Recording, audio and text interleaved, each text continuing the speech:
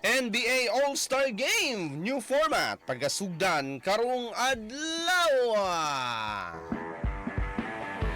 Pagasugdan ang bagong format sa National Basketball Association kun NBA All-Star Game ni makita sa basketball fans karong adlaw Pebrero 17 sa San Francisco, California. Ang All-Star Game giusab kini ngadto sa single elimination mini tournament nga naglangkob sa 4 ka teams ug adunay 8 ka players, 3 ka duwa ug ang unang 40 puntos maoy mudaog. Kinig himo sa liga aron mahimong competitive ang All-Star Game. Giwala ang naandan nga Eastern Conference batok sa Western Conference. Giulipan kini sa 4 ka teams nga Sharks OGs, Kinis Young Stars, Chucks Global Stars o Candace Rising Stars. Hinumduman sa milabayng All-Star Game diin naabot sa 211 o 186 ang final score. Ang mga puntos halos gikan tanan sa 3 og mga hansak nga wala gikalipay ni NBA Commissioner Adam Silver.